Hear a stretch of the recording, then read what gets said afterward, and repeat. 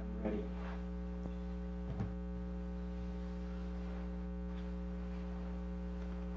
Okay, when I drop my hands up, start. Good afternoon, brother. Oba T. Shaka. Glad to be here, brother. Welcome to our story. And as you know, this series is dealing with the centralization of Africa in world history. And I've begun this series by asking each of our guests, first of all, to kind of identify themselves and tell us a little bit about them, a little bit about their background and how they came to be who they are in the sense of their standing in their research. Well, my background is that I come out of the civil rights movement in 1960. I was a member of the Congress of Racial Equality from 1960 to 1966. I was chair of the San Francisco chapter of the Congress of Racial Equality between 1963 and 1965, and during that time led the largest northern civil rights movement in the United States, where we put 10,000 people in the streets and we defeated 676 employers for jobs, including the Bank of America, the largest bank in the world, which was a campaign that I led, which was a statewide campaign, and defeated them and opened up jobs for blacks and people of color. In 1964, I became head of the nationalist wing of the Congress of Racial Equality. Malcolm X had predicted that black nationalism would rear its head in the Congress of Racial Equality and SNCC and in other civil rights organizations. So I led the black nationalist forces in the Congress of Racial Equality, as Kwame Ture and others did inside of SNCC. In 1965, under my leadership, we took over the National Core Convention, voted white money out, and generally restructured CORE along black nationalist lines. I was then following the teachings of the Honorable Marcus Garvey, who was my first master. In 1966, along with a number of community leaders and organizations, we formed the Afro-American Institute that in 1970 became the Pan-African People's Organization, which I'm still a member of and chair. And we've operated an independent black school that's been in operation since 1973, African Children's Advanced Learning Center. Fed thousands of our people food for 25 cents a meal, which my wife, Anasa Shaka, headed.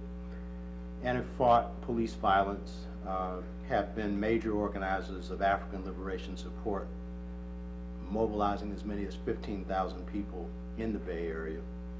Have worked in Ujamaa villages in Tanzania for months, where Dr. Julius Nyerere was then president, and was political chairman of the North American delegation for the 6th Pan-African Congress. I'm currently National Vice Chair of the Black United Front, in charge of organizing and training, which has been in operation since 1980, formed in Brooklyn, New York, where your show is aired. I'm also a scholar. I've been a scholar for 39 years as I've been an activist. My scholarship comes out of activism. It's a result of being involved in our people's movement, and coming out of that, the people taught me many lessons, and one was who I am as an African and who my enemies are. And they also taught me that I need to go back and do my homework, because the Western education had made me largely useless to my people. So the struggle, both going into conflict with white supremacy and everyday black people, encouraged me to hit the books, and people like Malcolm X and others, who became my second master. And so over a course of 39 years, I've been engaged in historical study. I have mastery in ancient African history, African American history, African philosophy, African American popular culture, especially our music, African leadership and governance systems, and I'm currently working on a book on African mastery systems that reveal how African people have achieved mastery in all walks of life where we have achieved mastery, and African family paradigms. My book, Return to the African Mother Principle of Male and Female Equality, is a book that deals with African family models, or the model for African families, which before now hasn't been understood. I've written 4 books. The first is The Political Legacy of Malcolm X, which is the first book written by a black author on Malcolm's political thoughts.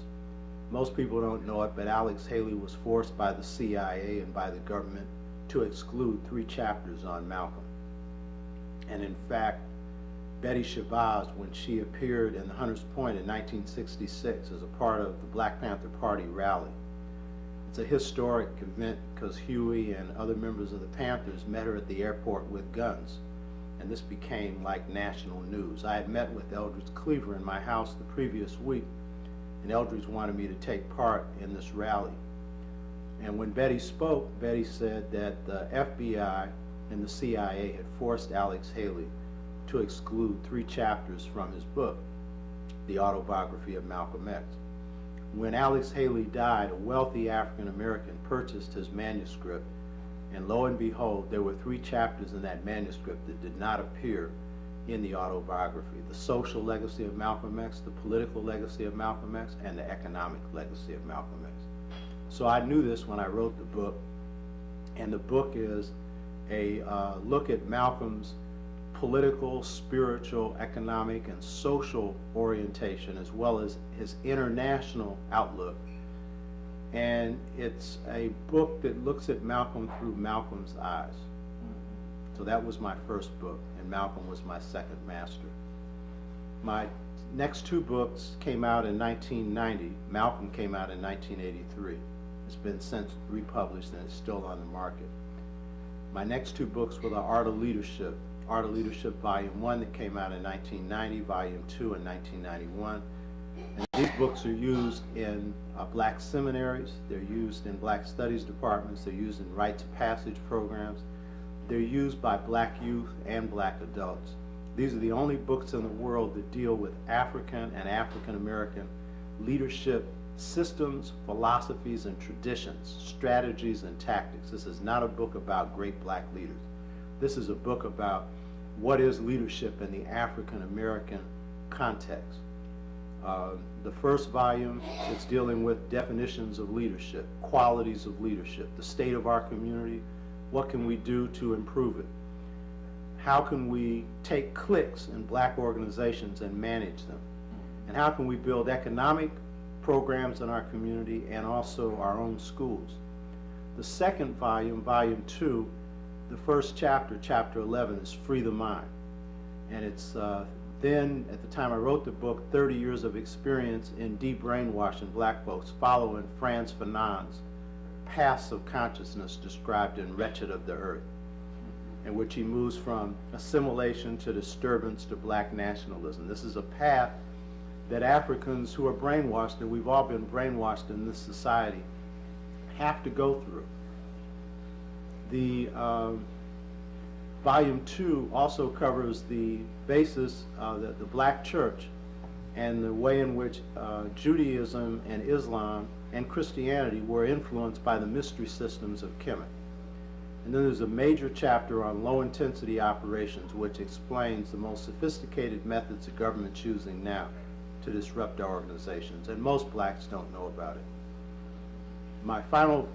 The book that I completed in 1994, the end of 1994, Return to the African Mother Principle of Male and Female Equality, is a major work. It's the most important work I've ever done, and it is designed to look at what were the basis, or what was the basis of the just societies of ancient Africa, and in what way did the worldview of African people or philosophies affect these just societies, and what was the connection between African American popular culture and classical culture, blues, spiritual, rhythm and blues, rap, black classical music, literature, art, science, leadership traditions, family tradition.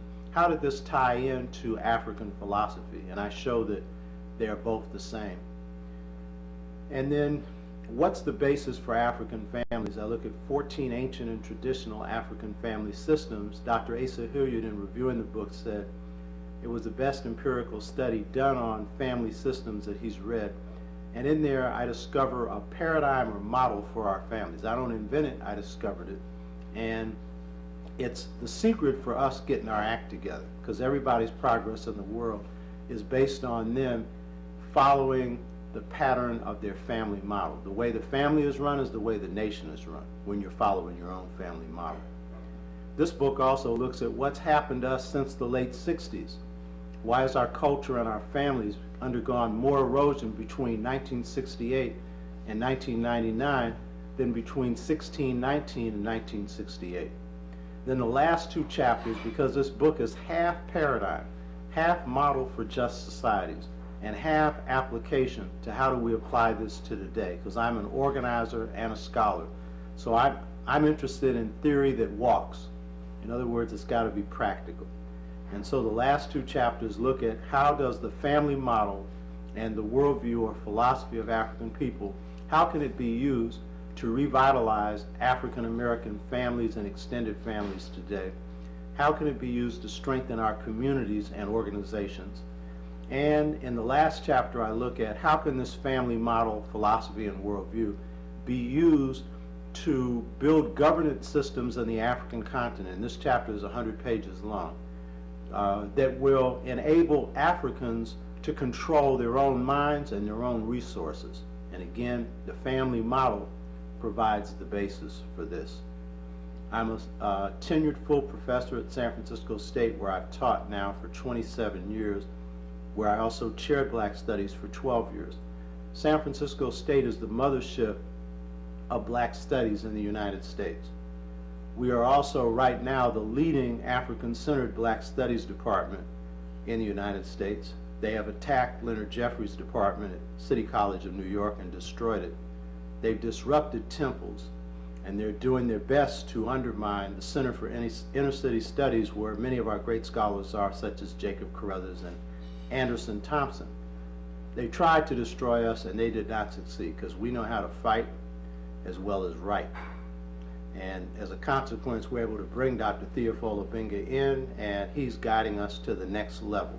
We're getting ready to offer a joint PhD program with UC Berkeley and hopefully Temple. We base our discipline on African philosophy. We're the only Black Studies department in the country that does. We're now also preparing a master's program centered around African philosophy, ancient African history, and African American history. So in a nutshell, I'm a scholar and an activist, and my scholarship drives my activism, but my activism drives my scholarship. Thank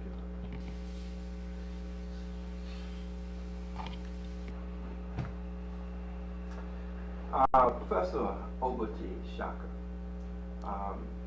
I'd like to ask you, in relationship to the name of this program, the centralization of Africa in world history, if you agree with the premise, and if you do, why? Sure.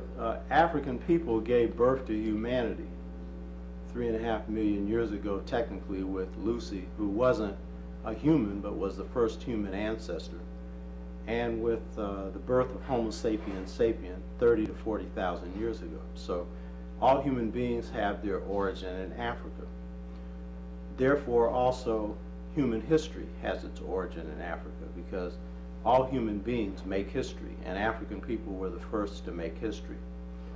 We gave birth to the world's first people, the Twa, who laid down many things for the world, including family, economic, spiritual, educational, social systems. We have the world's first civilization, which was Kush, or Ethiopia. So that's the mother civilization of the world.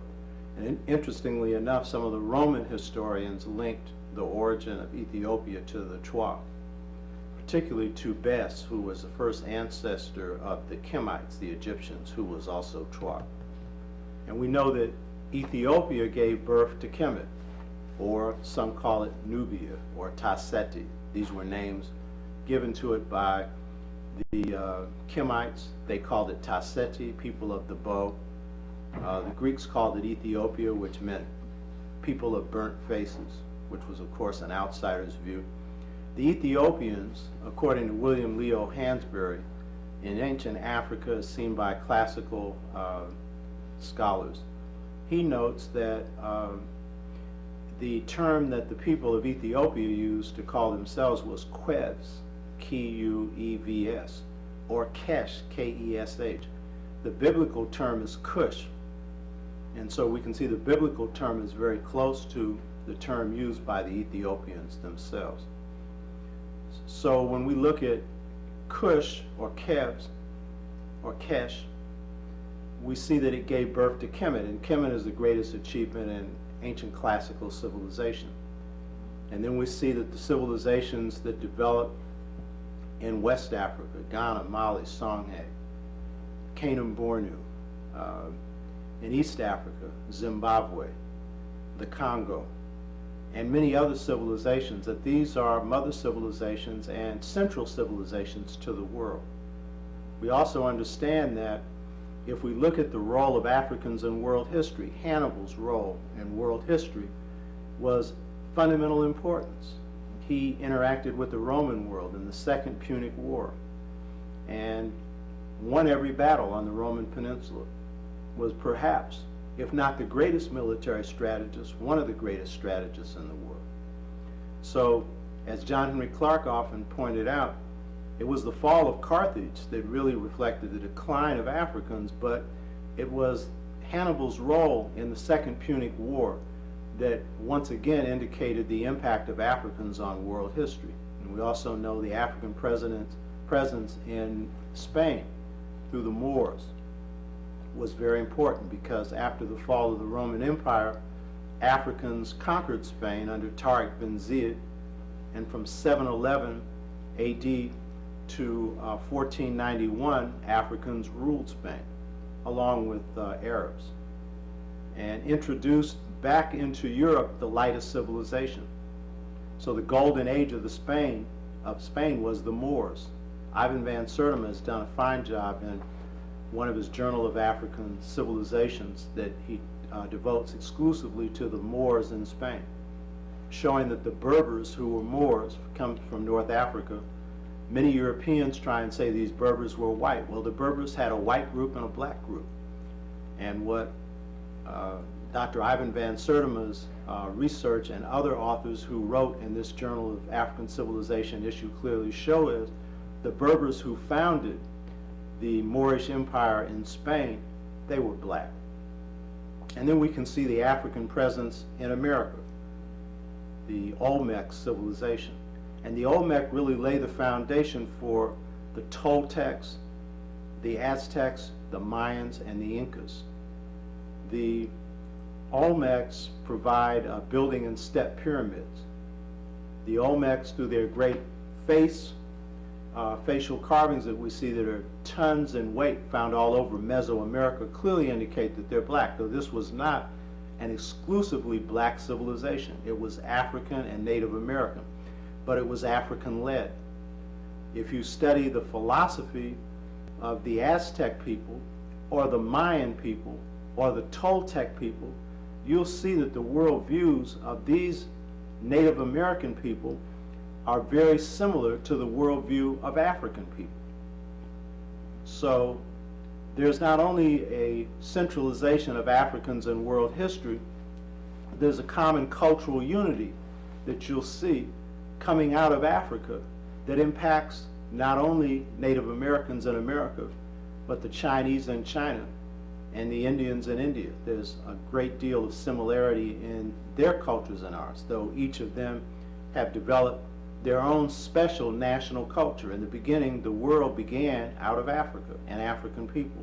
So there is a strong strand of cultural unity, even though there's also a great deal of cultural difference, and that's what makes the world great.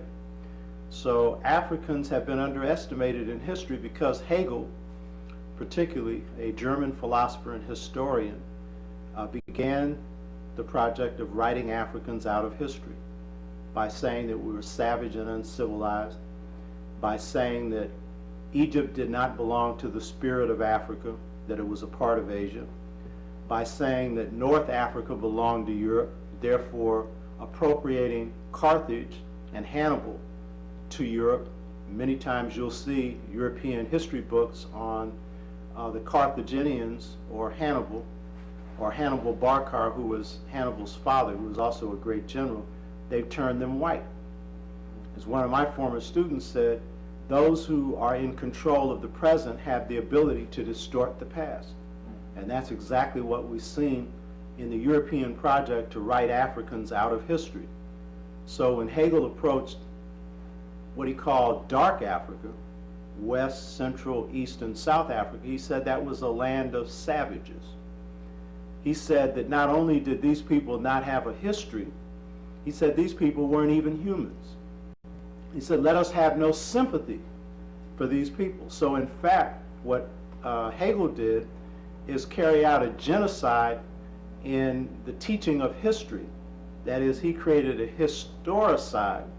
There was a basis for the menticide that Bobby Wright talks about in the school system that is the basis for genocide that was carried out through the slave trade with 100 million Africans, according to Du Bois in his book, Suppression of the African Slave Trade, dying in the Middle Passage, and countless millions of others dying since then. And the same attitude we see expressed in Jasper County in Texas, where a brother is dragged to his death until his body falls apart. It's an attitude that Europeans have had, that we aren't human. And so the centralization of Africans in world history is important for understanding that we gave birth to humanity. If that's so, and it is, clearly that's agreed by anthropologists, paleontologists, and everyone else, then there can't be any superior or inferior races. If there's a centralization of Africans in world history, then that means that without Africa, there'd be no human race. If there's a centralization of Africans in world history, then we cannot understand the foundation of world civilization and world culture until we understand the mind, the spirit, and the soul of Africa. We're going to talk about that. I want to come back to that for a moment, but I think it would be important. I'd like to get this out of the way now. And you were defining for me yesterday, or interpreting European philosophy in the sense that their spiritual worldview goes back to a Greek kind of understanding symbolism, or understand how the world came into being, and so forth. But I think it's very important for us to lay that down, and we'll drop back to that later, but I want to lay it down at the beginning and come back. And I know you don't want to deal with Europeans, but just do that one for me. Yes, see, I knew he had this smile on his face when he asked this question, because I told him I'm not interested in wasting a lot of time on Europe. See, we got to really look at who we are and where we're going. I'm a warrior, and I'm about being a part of the process of defeating Western oppression and Western supremacy, but I will deal with this briefly. Okay. The European mind, if you want to call it that, has its origin, in particularly the European worldview or philosophy, in a little-known European thinker. When I say little-known, he's not given much prominence in the West because in some ways they're ashamed of him. His name was Hesiod. He was a Greek sheep herder, and he was a poet. He was illiterate. And he gave voice to what was popular thought in the Greek world at that time. And the themes that he lays down in his book, The Theogony, and also Works and Days, lay down the themes of the Western worldview. Plato pretty much operates on those themes and embellishes them. Hegel draws from these themes and also draws from Plato. And Descartes and many of the other prominent Western thinkers, because we need to understand the genocide against Africans began in the minds of Europeans. Mm-hmm. And so in the case of Hesiod in his Theogony has this idea of heaven in which the gods and goddesses are in conflict. And the male gods and the female goddesses war with each other. And in most cases, the female goddesses went out, suggesting that there was conflict in Greek society and that women were oppressed by men, which was true. But also it's a theme of Western thought of conflict between male and female and masculine and feminine. And it's a disharmony that's fundamental to the Western worldview. It runs from Hesiod through the psychologist Freud to, just about all of their modern and ancient philosophers. So in his theogony, what he describes is the battles that occur between male gods and female goddesses, between their sons and daughters who sleep with each other, and then the daughters end up killing the sons. In the case of Zeus, who is the supreme god in Greek thought, Zeus dethrones his father. So another principle that comes out of this is not just masculine-feminine conflict, but conflict. The notion that things that are different, male, female, masculine, feminine, are in conflict more than they're in harmony. That's a Western worldview, that opposites run things. Whether it's Marxism or capitalism, it doesn't matter the ism, you'll see that this notion of conflict is central in the Western worldview. In Hesiod's theogony, Zeus is a god who has arbitrary power. Zeus wills to destroy man, the race of man, which means men and women. Zeus creates all kinds of problems for the gods, but because the gods are immortal, he cannot destroy them. This is another theme in the African worldview, that those who rule for one reason, because they have power. They may clean it up and talk about truth and justice and freedom, but in the end, what they're really talking about is that whoever has the power rules. And in the Western world, they respect one thing, and that's power. Doesn't matter whether you're a Marxist or a capitalist, power is the ultimate thing that's respected in the Western world. So that what we see then is with Hesiod, he's laying down some basic themes. Dr. Jacob Carruthers, who is one of our best thinkers, he makes the point that Hesiod creates the work ethic. And it's interesting because in Hesiod's theogony, man exists before woman. Now this is really a problem. How can man exist without woman? But it's kind of like the Greek mind is saying the best world would be a world with no women in it. Now the black man would have trouble with that notion. That would be like the world with no sunshine in it. That's right. It would be just a dark and cloudy day. Not to put down darkness, because darkness is beautiful, but a man with no woman, that's just inconceivable. That's right. And of course it's biologically impossible. But according to Hesiod and his theogony, and this was Greek belief, Zeus creates woman as a plague on man. See, again, conflict, male-female. And he creates Pandora. And there's this old saying, most of you have heard of this Pandora's box. You don't really know what it means. The box is, of course, the sexual equipment of the woman. And so Zeus describes in Hesiod the creation of Pandora as a beautiful, well-shaped woman who they use with the B word. And the B word starts with Hesiod. Of course, it starts with the Greeks. And anytime you see a brother using the B word against a sister, you need to know where that mentality came from. It came from the mind of the oppressor, same mind that led to our genocide. Because if you call the woman who gave birth to humanity a B, what does that make you? So the thing is, Hesiod then lays down this theme of conflict again between male and female, but here's the key thing. Before woman came along, man didn't have to work. But he says, woman is good at taking the rich man's wealth, but doesn't do anything to help the man who's poor get out of poverty. And so man is inspired to work, to compete with his neighbor, to take care of his woman who's a woe unto him.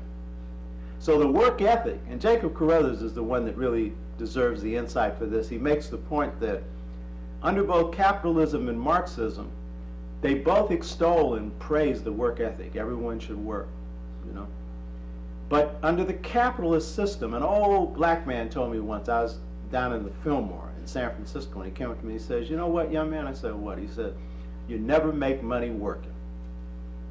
If you think about it, the people who make money don't work. The people who run the system, the Rockefellers and the rest of them, they don't work. But they got us working awful hard. And the biggest reason a lot of us work is we think we too can become a Rockefeller. Biggest joke on the planet.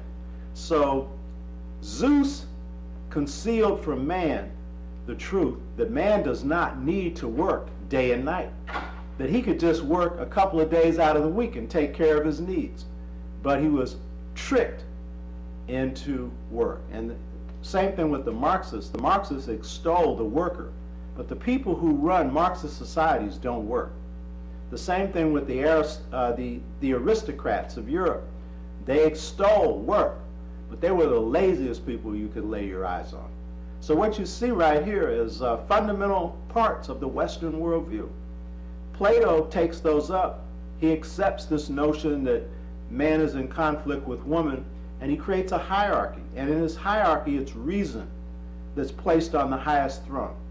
And that is associated with the masculine and with the male, but particularly elite males, the philosopher kings. They believe to be the ones that can reason.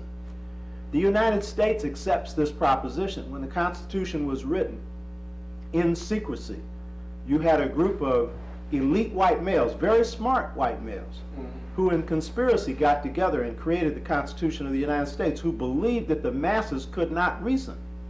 And it was their job to reason for them. And in fact, Madison, one of the so-called founding fathers of the United States, wrote the Federalist Papers, one of the Federalist Papers, defending the Constitution. He explained why they met in secrecy and why they were setting up a republic. He said the role of Republican government is to control the people. And then he said it is to control itself. And what's usually left out of most quotes on Madison's statement is what he said to follow. In my book, The Mother Principle, notes this along with many other things. Return to the African Mother Principle of male and female equality. And what it notes is that Madison said the fundamental reason why Republican government, Republican government is what you have here. They call it a democracy, but it's a few people you elect who represent the interests of a fewer people who run the country, and that's the moneyed interests that run the Congress and the Senate and the local and state governments. And what he said is the fundamental reason why Republican government is created to control the people, because if the people get control of the government, they will equitably distribute the wealth, and they will not pay usurious debts. They won't pay debts with high interest. He said they won't pay debts, but we know they all had high interest on it, and that's what they wouldn't pay. So what you need to understand is Plato's mind played a big part in setting up this system and conned a whole lot of us into thinking that this is about freedom, justice, and equality. A point I didn't point out is Hesiod creates this notion that Zeus is free. And freedom in the Western world means the right of the white man, and particularly the elite whites, to do whatever they want to do.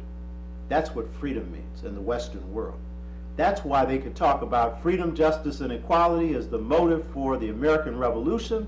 And as soon as it was over, enslave blacks and exterminate Native Americans, because what freedom meant was the freedom of the white man to do whatever he thought was in his interest. So Plato deifies reason, and he puts reason on the supreme throne, and he says only the elite have reason. The masses don't have it, the workers don't have it, women don't have it, strangers don't have it. Now what I didn't say about Hegel is, a central trap of Hegel's thinking is that Hegel deifies reason. He takes Plato's idea and he takes it and says that reason rules nature. Reason rules the world. Reason rules the cosmos. He also said God is reason. And then he also asserted that only the white man really had reason, that Africans didn't have reason. And he used reason to construct a view of the world in which he ruled Africans out of humanity, denied that Indians in India had really made a history because they didn't keep a record of it, as if whether you keep a record of it has anything to do with whether you made history.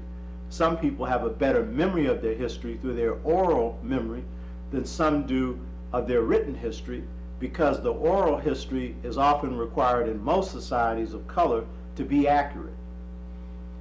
And then he said the Chinese didn't have history because what they tended to do was issue moral edicts and things like that, but they did not have a rule of law. They didn't have the system that the Europeans had. So Hegel uses reason to rule people out of humanity and out of history, and reason is used as the basis for conquest. There's a Native American thinker, he's become an actor recently, Russell Means, who was a leader in the American Indian movement.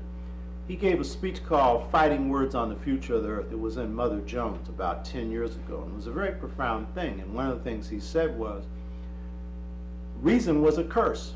And what he meant was, he said the fox knows his enemy, but the European, operating purely on reason, denying intuition, denying spirituality, has less sense than a fox. So, in a nutshell, there's much more to the Western worldview, but this is the essence of it. It is a worldview in which reason is deified and intuition and spirituality is suspect. It's not only suspect, it's treated as a superstition, in which power is the fundamental thing, in which conquest and control becomes the motive force of Western man. There was a European historian, his name was Oswald Spengler. He wrote Decline of the West, Volume 1 and Volume 2, Hour of Decision, Man and the Techniques. And in Decline of the West, he makes some very fundamental points. And one of the most fundamental points is, he says, Western man is the only man that had the desire to conquer the world and then proceeded to do it. Their philosophy dictated it. So if we're to understand a people, we better understand their worldview. As Dr. Carruthers said, the Europeans really don't have a worldview. They have a ethnocentric view. They have a view of themselves which they've tried to impose on the world. But if we're to understand how they could engage in a destruction process, such as the one they've carried out against the world, then we have to understand their mind. Thank you very much. With that, I'd like for us to look back and begin to look at the first people, the first Homo sapiens sapiens. We're talking about Africa as the centralization of world history. You talked about the Twa as being the first Homo sapiens sapien that brought civilization and thought and principles and organization, etc., to the world. Tell us about it. Tell us all about the Twa. Okay, one of the things that I'm pointing out in the mother principle, return to the African mother principle of male and female equality, is that I look at Dr. Cheikh-Anta Diop's central premise, and it is that if we're to understand the greatness of ancient African civilization, then we must understand the greatness of ancient Kemet. And he says, for Kemet is to Africa as Greece was to Europe. That for Europeans, while the Greeks themselves drew much from Kemet and from Africa, that Western civilization can't really be understood without understanding its Greek connection. Now, the mother principle accepts this. You know, I recognize that Diop is perfectly correct, that ancient Kemet is the highest achievement in art and science and mathematics and literature, in medicine, in astronomy, in the various sciences and social sciences. They built the greatest architectural structures the world has ever seen. And we need to understand that, because it indicates the achievements that we did yesterday make it possible for even greater things that we can do today and tomorrow. Garvey made this point. It's true. The mother principle asserts, though, that while Dr. Cheikh-Anta Diop is correct, that just as it's important to understand the centrality of Kemet to African history, for you can't understand the greatness of ancient African history unless you understand the greatness of ancient Kemet, it is equally important that we understand the centrality of the people who gave birth to the foundation of civilization. Just as it's important to understand the 12th story of any building it's even more important to understand its foundation, because without the foundation, there would be no structure. And so the mother principle asserts that just as Kemet is central to understanding the greatness of ancient African civilization, the Twa are central in understanding the justness of African civilization. The Twa are essential in understanding the basis of African family formation, of which we know very little about in ancient Kemet, other than the families of royal families. The Twa are essential in understanding the governance systems of African societies, not only in the past, but today. The Twa are essential in understanding the spiritual, the initiatory systems, and what has been called the mystery systems. The Twa are also, because we're a musical people, though we're not just musical, but as Malcolm points out, music is mathematics. And there's a reason why brothers carry boom boxes around, because we like to have our music with us wherever we go. The Twa give birth to this notion of music, and music being spiritual. The Twa also give birth. Twa not only give birth to musical systems, they give birth to the oral tradition. And even in societies that gave birth to writing, such as ancient Ethiopia or Kev, and took writing to a high standard in ancient Kemet, the oral always was primary. The Twa give birth to the highest ethical standards in the world, and there's a secret reason why Africans, even at a time in which we're off balance and we've fallen far from the greatness we had achieved in classical antiquity, Africans are still the most honest people on the planet. So in a world that's unjust, as Malcolm X said, is as crooked as a pretzel, we need more than anything models of justice, because we come from a people that are extremely just, and we're out of harmony because we're walking out of our just path. We're walking in shoes that don't fit us anymore. We're behaving out of culture. We're doing things we never even conceived of doing before. So what is it that the Twa contributed? The mother principle, Dr. Obenga makes a very profound point. He says that African philosophy is based on hypothesis. The European comes up with a theory, and then they eliminate or accept that theory based on trial and error. European science is based on hypotheses. Someone will come up with a theory and they'll say the universe began with the Big Bang, and then they'll proceed to look at the cosmos and see whether or not that actually happened. African thought and African systems, as Dr. Obenga says, are based on precision. He makes the point that they're real, that Africans had an ability to come up with the truth right away, that it was not a hypothesis, a guess. We got right down to the heart of the truth. What does this have to do with the Twa? The mother principle, unlike most books, is not based on a hypothesis. And most of our people have trouble understanding this because we have been conditioned in the Western frame. If we're scholars, then we're supposed to have a hypothesis, and then we're supposed to test that hypothesis and then draw conclusions. The mother principle is based on a vision.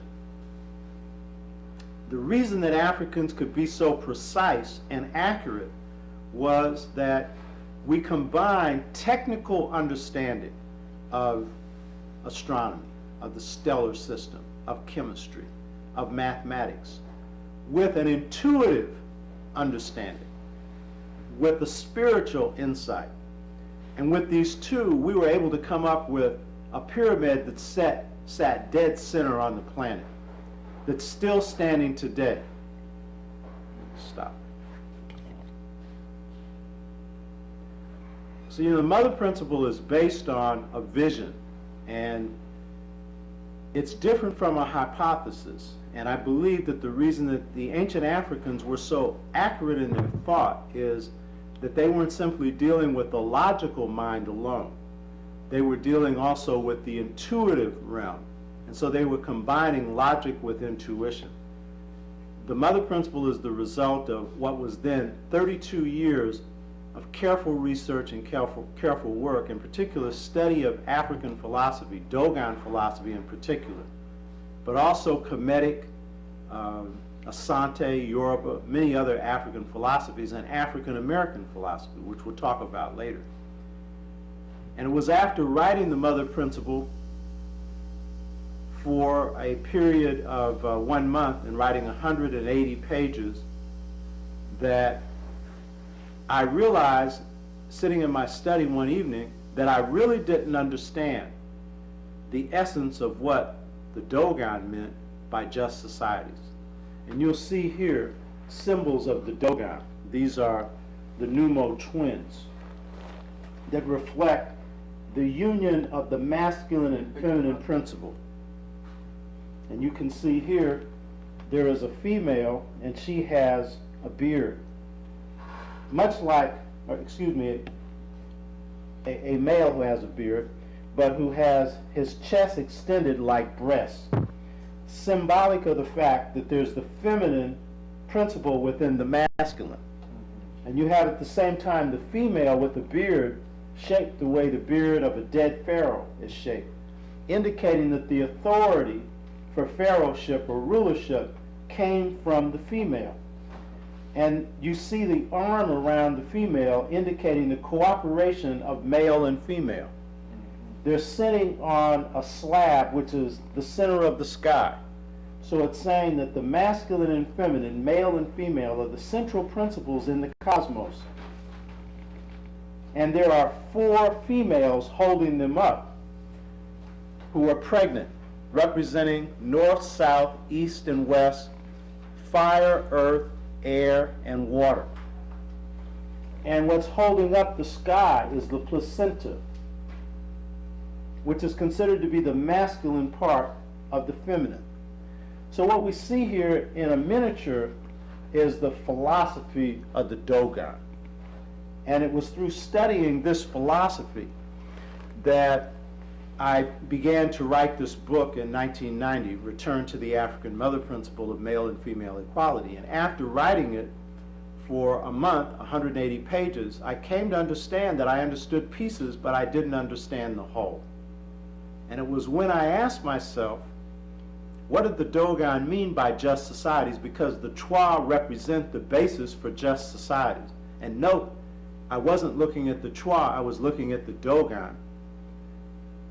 And I got humbled because I realized I'd been in this system 32 years and I understood pieces of it. And in an African system, you have to internalize, you have to apply it to yourself. It's not just a regurgitation of information. It changes you because it's revealing principles that govern the cosmos. And to the extent that you're not in harmony with some of those principles, you have to work with them. So I've been working with the feminine principle a lot, which I'll talk about more later.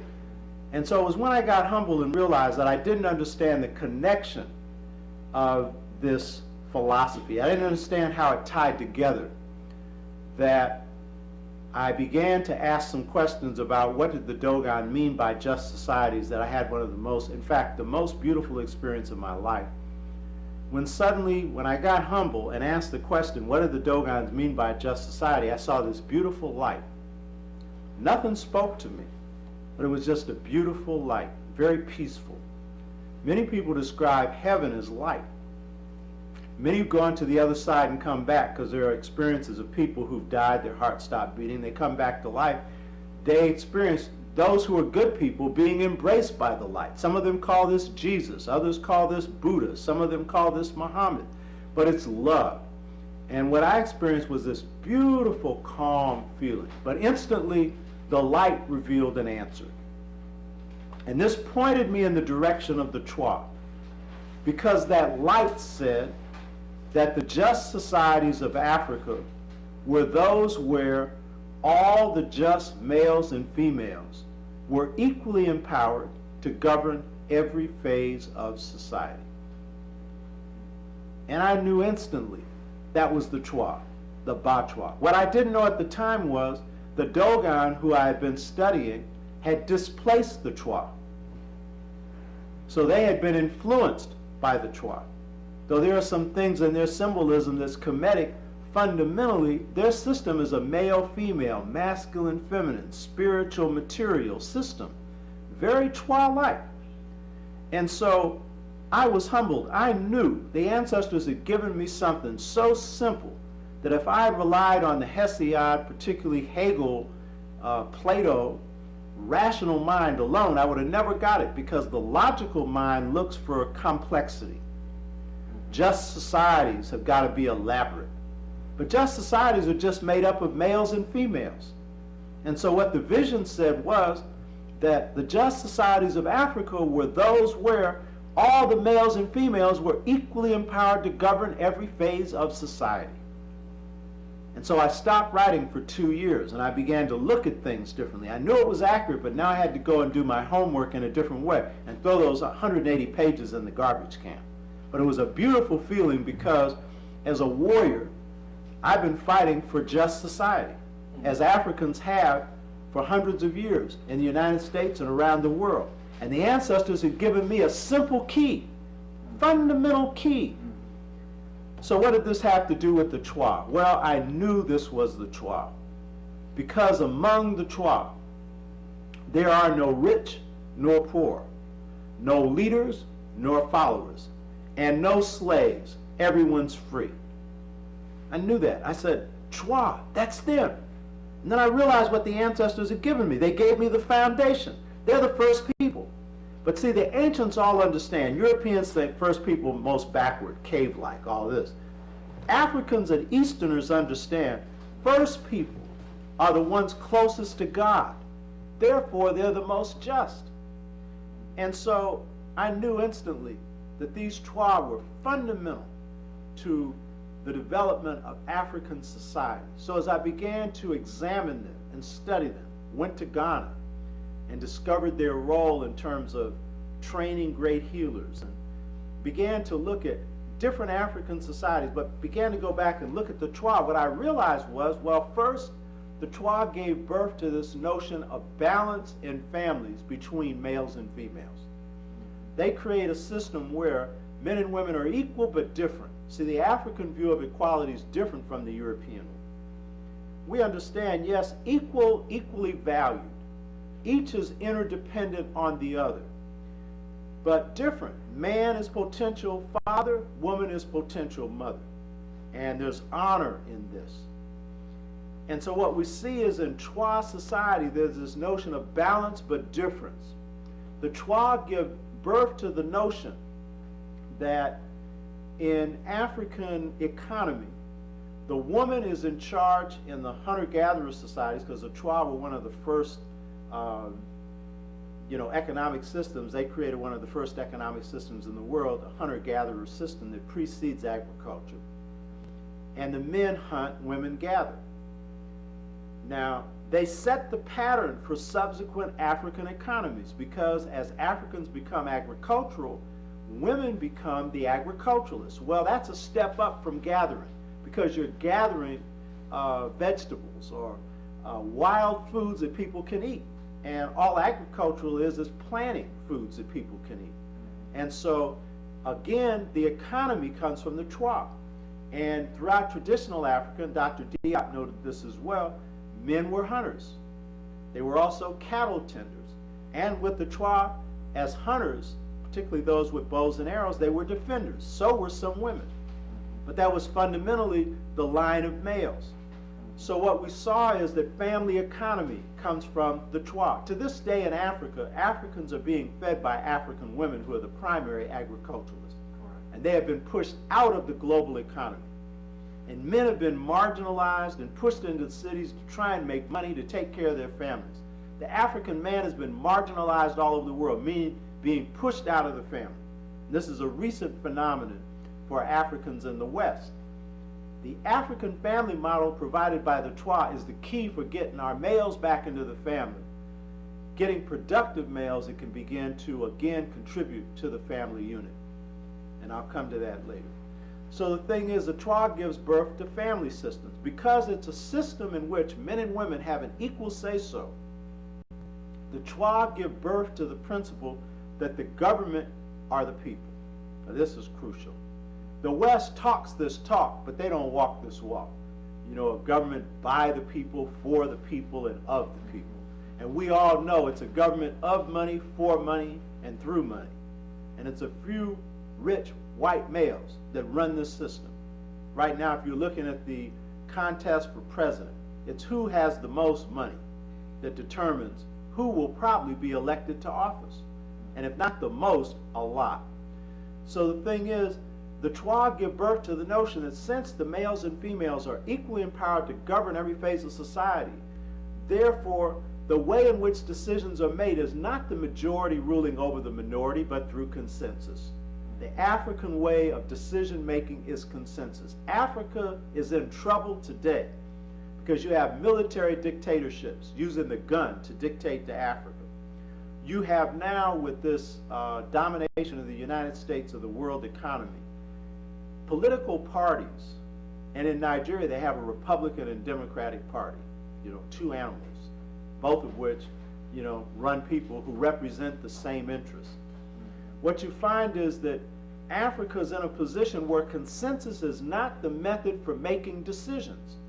It's a few dictating to the many, not even the majority dictating to the minority. But that's not the African way, because when you put everybody's ideas in the pot, and as an organizer, I've used consensus for 39 years, and it works. You just have to be patient. You have to take your time. You have to listen to people.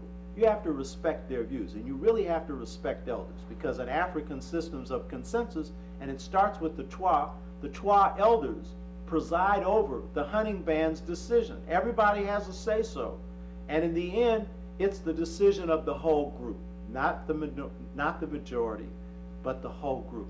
So the Trois give birth to this. The Trois give birth to the highest ethical systems known in the world. Among the Trois, there are no rich and poor. A simple reason, because they give birth to communalism, to this notion of sharing. That if you're an elder, you were a hunter, you brought life into the world, so when the men hunt, they come back from the hunting band, the men are in charge of distributing the meat, but they must distribute it equitably. And they must use a complementary principle, so the male hunter will give the first piece of meat to the wife's family. So the thing is, sharing comes through the Trois, but this high standard of honesty. There are no murderers among the Trois, no robbers.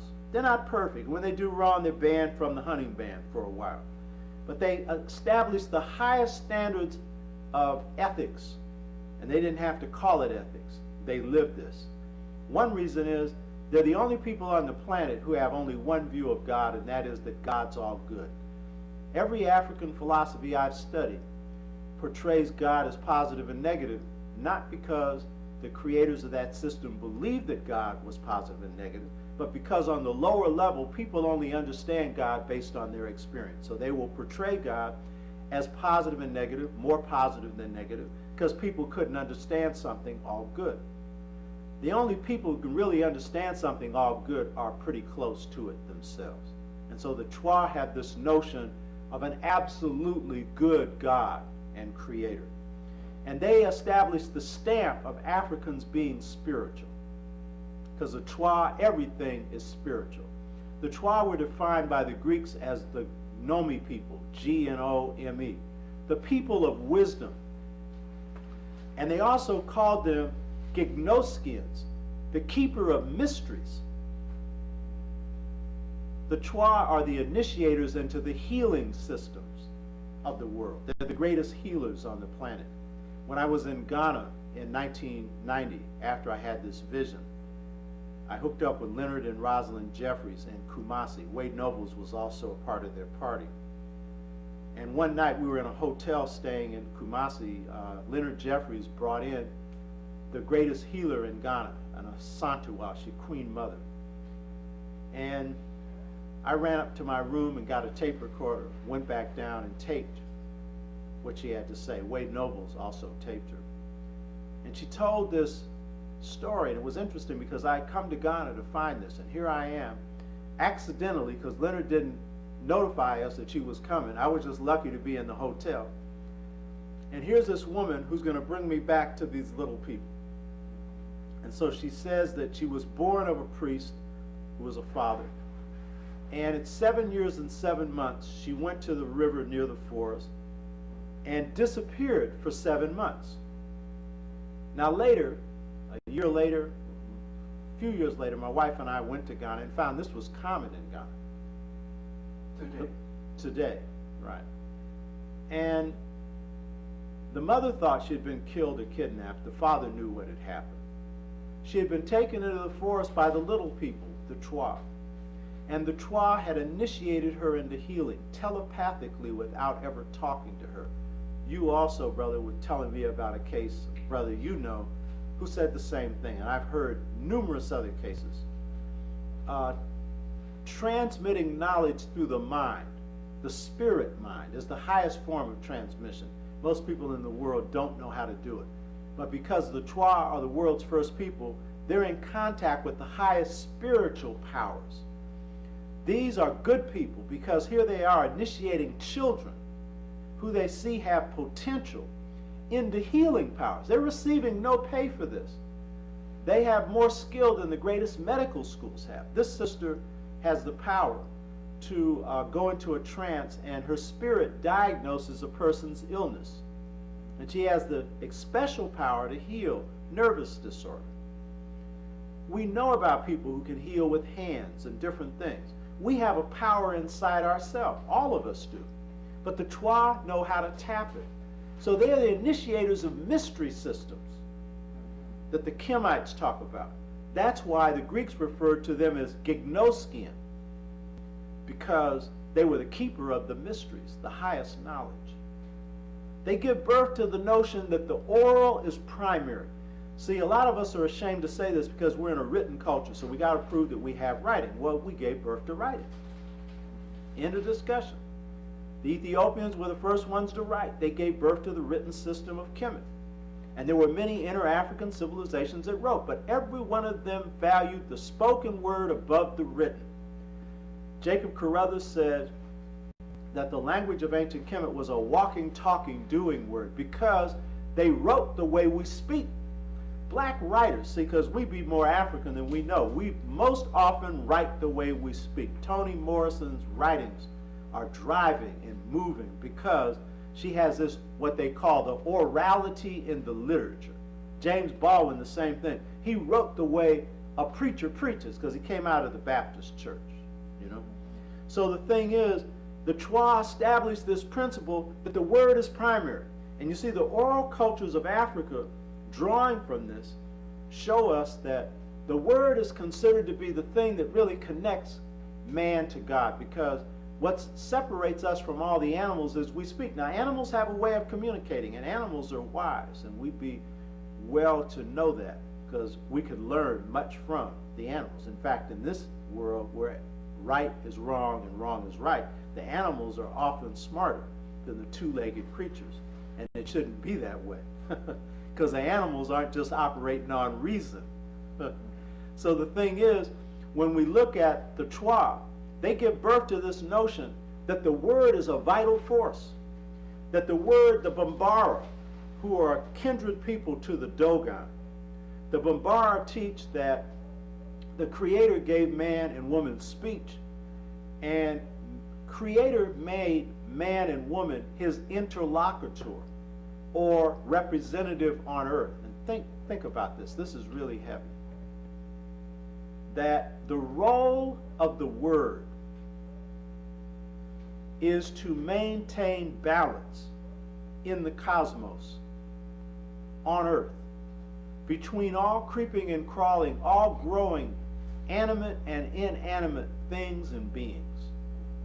This is heavy. In fact, the Bambara call the Creator Ma, M-A-A, Ngala, N-G-A-L-A. Now add one word to it, one letter to it, T, you would have Maat. Ma Ngala. That's the creator. And then the creator calls man and woman Ma. Think about it. And their definition of what it is to be a human being is to be kind and gentle. That's what a human being is. And the Twa are the kindest and most gentle human beings on the planet. You mess with them and you're in trouble. These little people have their poison arrows, and we know all about hoodoo and voodoo from South Carolina and from Louisiana. My wife comes from Bayou Fort Ors. They know all about that. Well, the Twa know more about it than anybody else, and people know, don't mess with these little people. But they are the most just people walking and talking. So if we're to understand the greatness of Kemet, all of the great achievements it made, the greatness of Ghana, of Mali, of Songhay, of Zimbabwe, of the great civilizations, we need to understand the foundation people that gave birth to this. In Kemet, the great ethical notion was Maat. Harmony, truth, justice, balance, right order. Righteousness, uprightness, regularity, steadfastness. As Dr. Obenga likes to say, reality. Genuineness. See, it's much more than harmony, truth, balance, right order, and justice. It's much more. And the Kemites said that Ma'at was the order of heaven. They said that it was the rudder of heaven, the part of the ship that gives direction. In this case, the invisible direction of the cosmos is Ma'at. It follows harmony, truth, justice, balance, right order. That's why the Bambara would say a human being is kind and gentle. It's the way of the cosmos. To be warlike is to go against the cosmos. And then they said, Ma'at is the beam of earth, the central part of a building, the foundation. Now, the Twa give birth to this in that they walked it. They talked it. They lived it. They didn't have to theorize it. And this is the thing to understand. When you create societies and have to create laws, such as Ma'at, it's an indication that the people in that society have departed from it. Therefore, they need the laws. The Twa practiced these principles, and they needed no formal formulation, codification in law books, because it was in their heart, it was in their speech, it was in their walk, it was in their talk. So the Twa give birth to this notion of justice and balance, and they set the standard for subsequent African societies. Now, what we see from the Twa, Dr. Chancellor Williams wrote two great works. One was Destruction of Black Civilization. The other was Rebirth of African Civilization. Rebirth was his greatest work. Most people haven't read it. Black Classics Press has reprinted it. You should get it. Read that book. Read both of them. But Rebirth was done in Ghana in the 50s under the supervision of Kwame Nkrumah. He allowed Dr. Chancellor Williams to come in and do his research. He interviewed thousands of Ghanaians on what would be the best form of government, the end of colonialism. And the conclusions he reached are very Twa-like, and I'll come back to them. But the thing is, in his book, Destruction of African Civilization, he said the birthplace of democracy were the classless age-grade societies. These are societies in which there are no chiefs or queens, that the people run them themselves and they have age grades. There are adult children who are in one group, and they basically play tin cattle. Then there are teenagers, they're in another group. They get initiated into manhood, and they take care of some responsibilities in the village. They are being prepared to become warriors. Then there's the age of warriorhood, who supervises the adolescents in their initiation. And they protect the society. They're also cattle tenders, and they're hunters. And then there's elders, and they're the ones that preside over the councils of the whole people. And they make recommendations, but all the males and females have the equal power to make the decision, which is Twa-based. Then you have the senior elders, and the senior elders become like the judicial officials. They preside over disputes where judgment is required, court cases. And then there are the elders from their 80s on, and they're usually retired because there's fear that they may become senile. But the point is, classless age grade societies are governed through these age grades. The whole people have to say so in any village decision, but through going through these different classes, you have the opportunity to participate in every phase of the society if you live long enough and if you're just. So what we see is the Twa are the first, they're hunter-gatherer. What's really different about the classless age grade societies is that they're agricultural.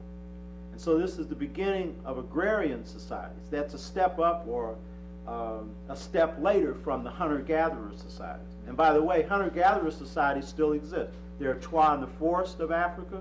There are Twa in the Kalahari Desert. Now, classless age grade societies are also larger than the hunter-gatherer. The hunter-gatherer are smaller. Another thing I didn't say about the Twa give birth to the notion that the governance unit is an extended family, because Twa hunter-gatherer bands, hunting bands, are families. And what you'll find is, both in the classless age grade societies and later in the kingly, queenly societies, what you have are extended family or lineage systems. We call ours extended family, but in Africa, the lineage is people from a common ancestor, common bloodline, real large, aunts, uncles, relatives, grandparents, parents, all of these, and they have elected officers.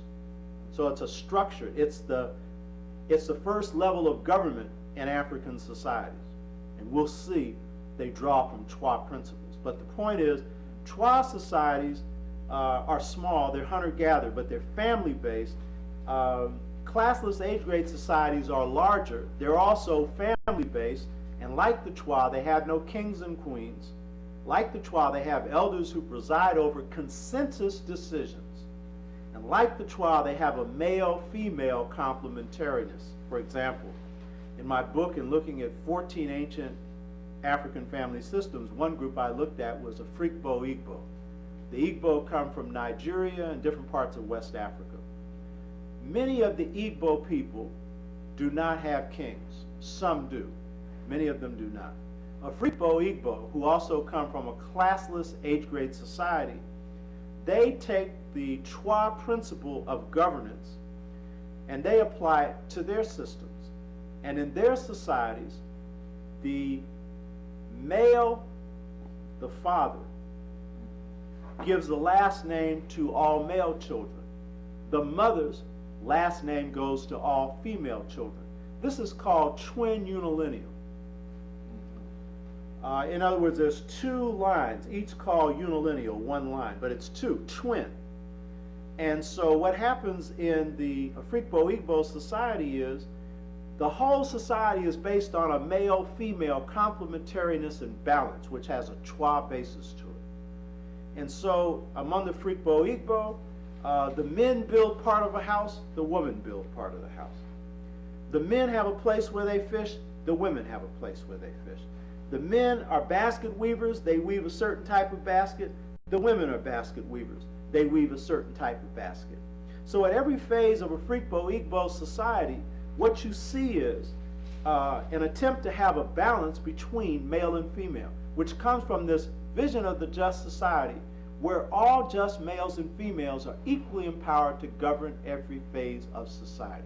Chancellor Williams makes the point that it's the classless age grade societies that give birth to democracy. He's wrong about that. It was the Twa hunter-gatherer societies, but he's right to this extent that they were certainly the successors and the carriers of this tradition. So we need to understand something. Africans gave birth to democracy.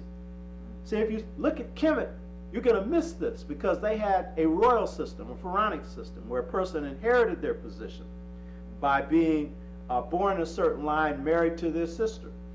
But we need to understand that African culture has this democracy thing to it, that the Twa gave birth to democracy without calling it that, just as they gave birth to religion without calling it that, just as they gave birth to a society in which you had this balance between males and females, but they didn't philosophize about that. They lived that. We need to understand that the African American, one of the keys to getting our act together, the African on the continent, is to understand that we need to empower our whole people.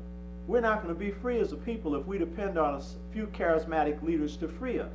My book, The Art of Leadership, one of the things that I point out in this book is that The Art of Leadership, Volume 1, is that leaders in the best of African and African American leadership traditions are mouthpieces of the people. King, when he led the Montgomery bus boycott, he said, I didn't initiate it. When the people called on me, he said, I stepped forward as a spokesperson for the people. Malcolm X never compromised in his speech and in his actions. And in that sense, he was a spokesperson for black people. And so the Twa give birth to this.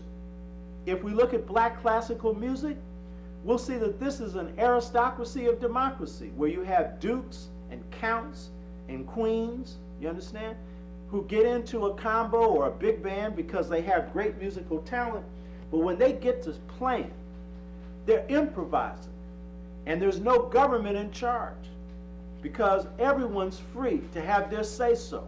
It's an aristocracy of democracy. It's a mixture of what comes later with the kingly, queenly systems, because we'll see that they were influenced by the Twa in that many kings and queens, particularly kings, were elected. And that leads to a phenomenon that's a contradiction in terms, royal democracy.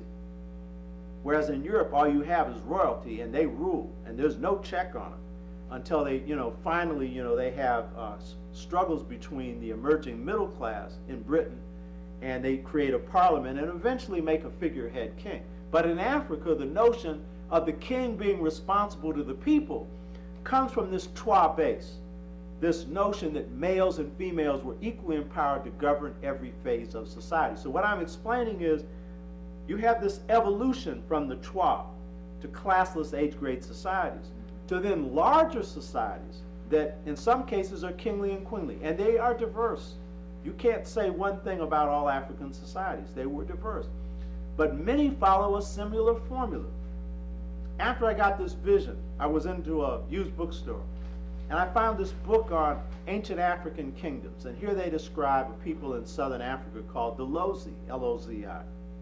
And what do they say? In the Lozi kingdom, the king ruled the upper kingdom, the queen ruled the lower kingdom.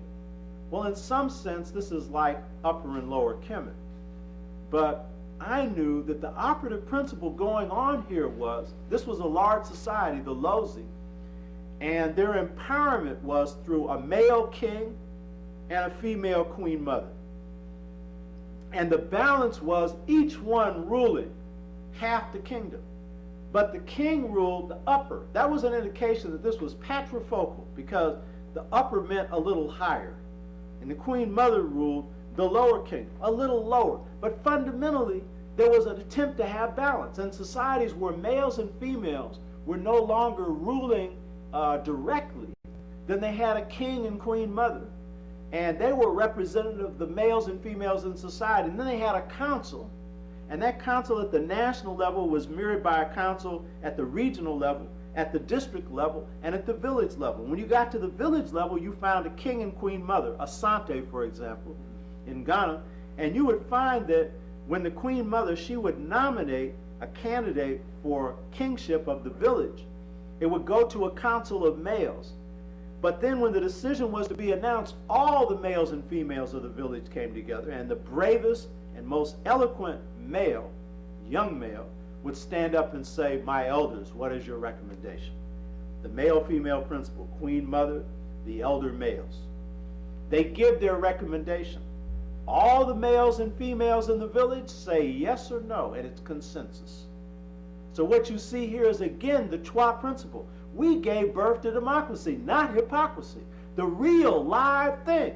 And so if they say Kwame is our candidate to be village king, and the people say, Kwame lied, Kwame stole, Kwame's this, Kwame's that, you'll hear hisses, hollers, and everything else. And what will happen is those elders and that queen mother will go back into a huddle, and they'll come up with another candidate until they come up with one that the people can approve, one that's just. Most of the time, they will make a just recommendation to begin with. But the point is, the people have the final say-so.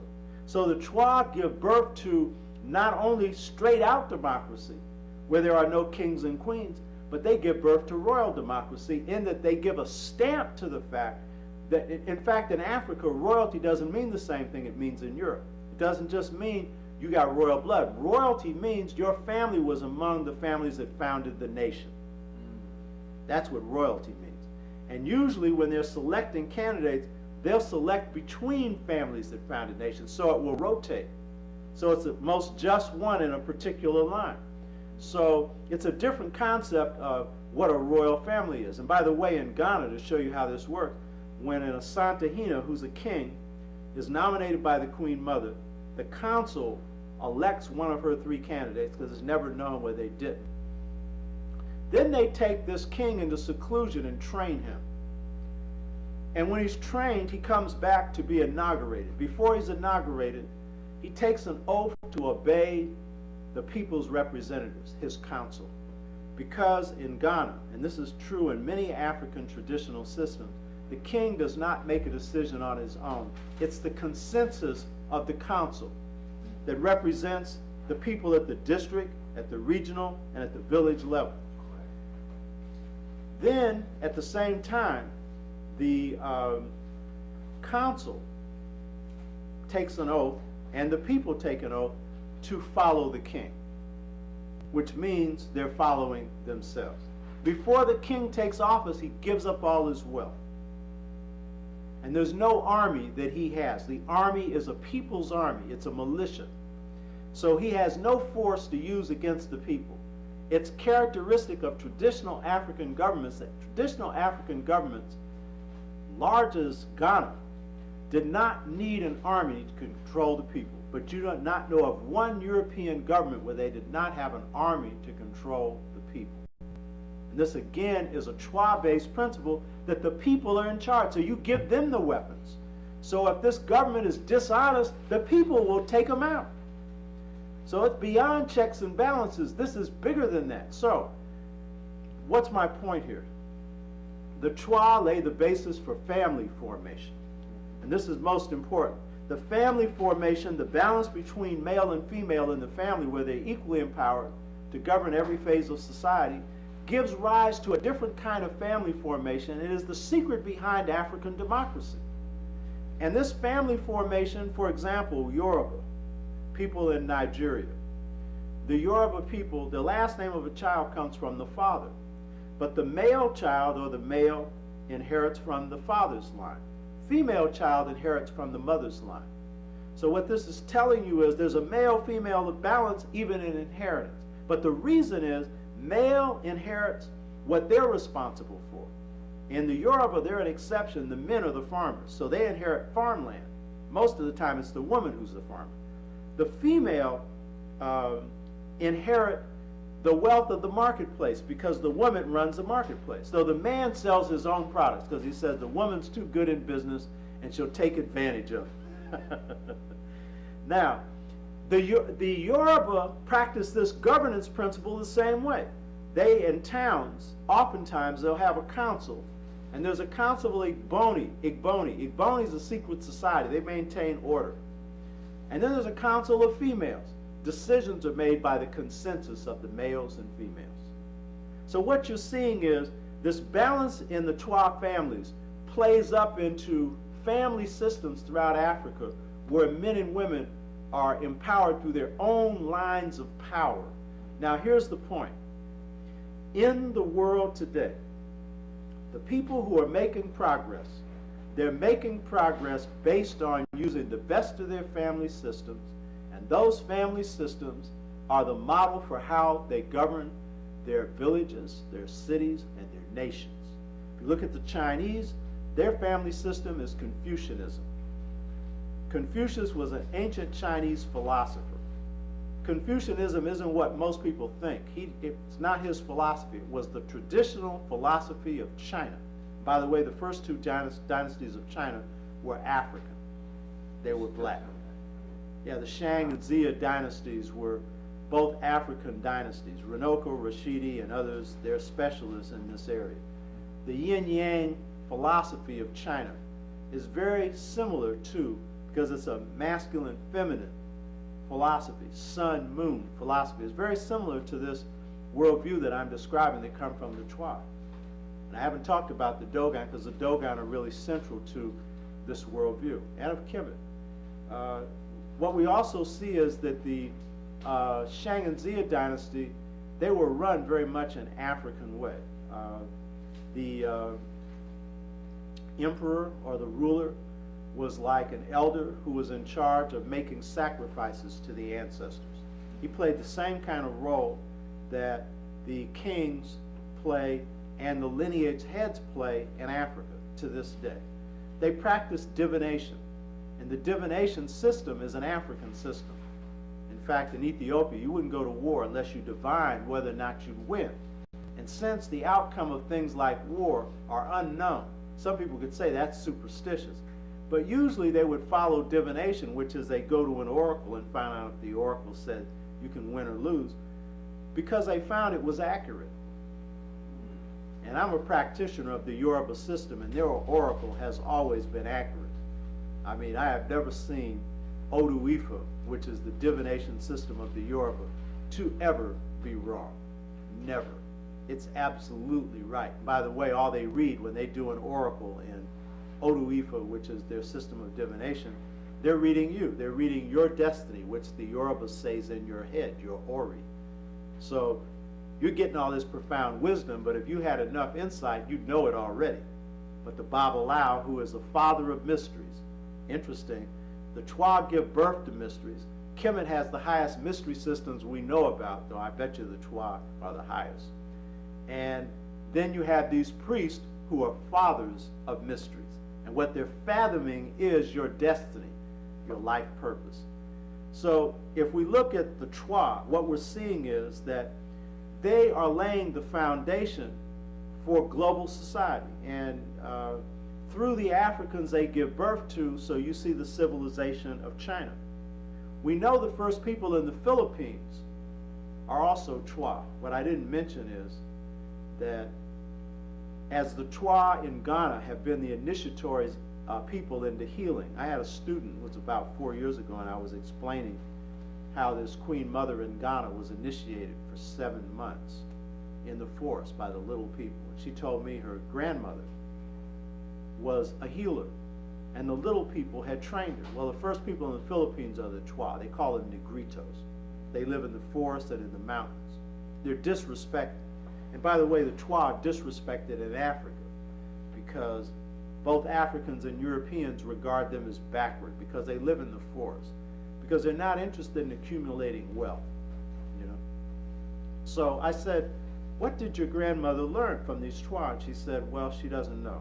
Her grandmother died. I said, go ask your mother. She came back a few days later, and she said, well, the Twa taught her grandmother how to divine the future, the thing I was talking about. But she also said this, the Filipinos have a saying, never take your children to the river near the forest at dusk, because the little people will take them and they'll come back with extraordinary healing powers. The Twa are the initiators of the world into the higher wisdoms and into the higher truths. So in looking at family formation, it's important to understand that the success of a people in the world is tied to them following their family model. So the Chinese, it's Confucianism, and it's following the principle that the eldest male is in charge. China runs on that principle. If you look at the people who are governing China now, they're all in their 70s. Deng Xiaoping, who died recently, who was the architect of their economic transformation, 10% growth a year, died in his 90s, was in his 80s when he was the architect of what was going on in China, and while he was in charge of the military commission, held no official title. Didn't need to. He was the elder wise man. The military bowed to him, the political party bowed to him. This one man, 1,250,000,000 people. They're observing the wisdom of their elders. In this case, eldest male. I'm not saying we go that way. That's a Chinese way. But they're in power because of that. When you had the meltdown of the Southeast Asian economy just 6-8 months ago, China didn't melt down. Why? Because the IMF, the International Monetary Fund, which the U.S. controls, the World Bank, they weren't dictating to them. One thing is they had not put their currency out to be manipulated, on a world basis. But for another thing, they make their own internal economic decisions. If you look at the Japanese, they were bombed by the Americans during World War II, dropped 2 nuclear weapons on them. Right. But the fact is, they have the second strongest and the second largest economy in the world, even though they have no raw resources to back up that economy. What do they have? They have Japanese culture. And what's the heart of Japanese culture? It's Shintoism. What's Shintoism? It's venerating your ancestors. By the way, Japanese Shintoism is very much like Yorubaism, Asanteism. It's the same system, but it's just a Japanese style. By the way, the Anu people are the first people of Japan. They are also the pre-dynastic people of Kemet, Anu. Japanese have a saying, Malcolm X used to quote this, that for a samurai to be good, he needed to have some black blood in him. So the first people of Japan were black? Yeah, black people. They're the first people all over the planet were black. Though the 6th species of humanity is not found in America, So what we see then is that the Chinese and Japanese making progress on their family system. If you look at the Americans and the Western Europeans, and for that matter, Eastern Europeans, they also have a culture. You'd be mistaken to call it capitalism or Marxism. Their culture, and it comes from their families. Cheikana Diop in his Northern Cradle theory best explains this. And what he shows is that, they have a basically conflict-oriented warlike system where the strong rule, and particularly where the male rules. And so their family system is what I call arbitrary power. Comes straight out of Hesiod, what we were talking about before. So the ones who have the power rule, and they really dictate everything else. So what is the way for Africa? Africa is controlled by the World Bank, the International Monetary Fund. Africans are trying to follow everybody's way but ours at the national level. We've got parliamentary democracy, In Ghana, you've got justices who go to court in an African country where it's 100 degrees, wearing a white wig and black robes to look like they're in England, Look foolish in England, but at least that's their tradition. It's got nothing to do with us. Or you have situations where in some countries, Ghana's an example, where the president has ultimate absolute power, where he can make war, enter into foreign policy, make trade agreements, disband his cabinet and his parliament. He has that ultimate authority. When you rest authority in the hands of one person, then it's very easy for a power structure that's global, that's all over the world, to get you to cave in. It's very easy. But when you rest it in a people, it's impossible. Because while you have some crooked people, I don't romanticize our people or anybody else.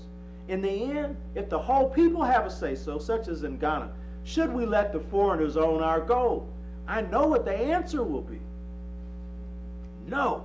And then the question will be, how can we all own it, as opposed to a few even of us owning it? So the thing is, the question is, what's our way?